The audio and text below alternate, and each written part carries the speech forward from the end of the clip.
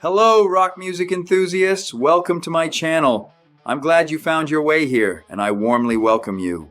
Today I'm diving into the debut album of a band whose latest release I reviewed recently. After their EP, Resurrection, released in 2016, the UK rock band Gone Savage launched their debut album PastLife in May 2022. At the time, the core of the band consisted of Ian Salpikar, bassist and manager, and Will Glover, lead singer and lyricist.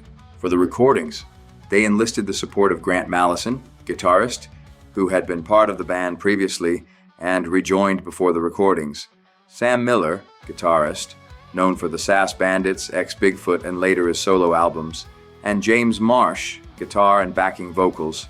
The album Life in Black and White, released in fall 2023 by Heaven and Hell Records, is essentially a reworked version of their debut. The label shortened the track list by removing the intro regression, rearranged the running order, and designed a new cover, adapting it for the American market. While PastLife had 12 tracks with a runtime of just under 45 minutes, the US version features 11 tracks and a runtime of 43 minutes. I have the Heaven and Hell Records release, Life in Black and White, so that will be the focus of this review. The lineup around Ian and Will presents a strong influence of American hard rock, packed with melody. Influences like Dokken and Icon are unmistakable, with occasional nods to Def Leppard. The later tendencies towards sleaze, modern elements like samples and complex song structures evident in their current, outstanding album Retrograde were not yet as prominent here. The songs shine through Will's expressive vocals, which are presented in a noticeably more melodic style on Lie B and W. His vocal approach fits the material perfectly. The guitar work is excellent and gives several tracks a Dokken-esque vibe that suits the band brilliantly. Despite these clear references, Gone Savage sounds 100% modern and original.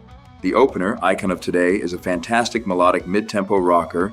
Will's slightly raspy vocals and the stellar guitar work transport you straight to the glorious late 80s. The melodic chorus is instantly catchy and memorable. Next is Permanent State of Change, a melodic earworm that sounds like a collaboration between Def Leppard and Dokken. These first two tracks deliver a strong start to the album. Life Incendiary slows things down a bit, offering a slower, atmospheric rocker that impresses with fantastic vocals and excellent guitar work, reminiscent of Don Dokken's band. With Irresistible, the tempo picks up again and the listener is hit with some blistering riffs. This track demonstrates how well the band balances heaviness and melody. It reminds me of the early days of US metal, bringing to mind bands like Hawaii. Any fans of this amazing band out there? Louder Than the Sun continues in a similar vein to Life Incendiary, and both tracks have become personal highlights of the album for me. Next, the band shows off their edgier side with Love Caught Me Out 2020, a sleazy hard rock number that sounds fresh and powerful.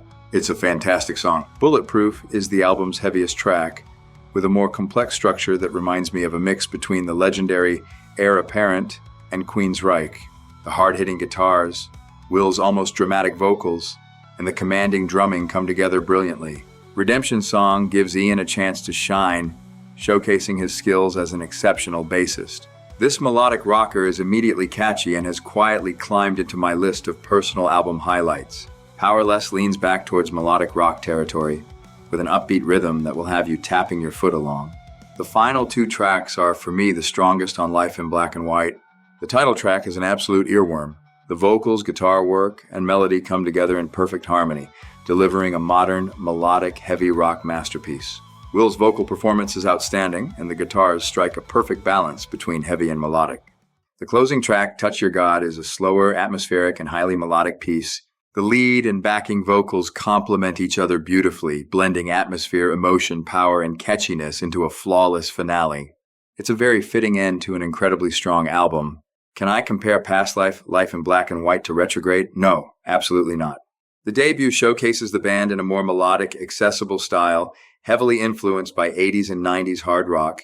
The follow-up, Retrograde, leans more into modern and experimental territory while still honoring the band's roots. Both the debut and Retrograde are incredible albums, each highlighting a different side of Gone Savage. I'm very excited to see where the band goes next. As with their current album, I can only give PastLife, Life in Black and White the following rating. Rating 5.5 out of 6 hearts. I hope you enjoyed this album review and look forward to welcoming you back soon. Wishing you a wonderful day. See you next time. Cheers.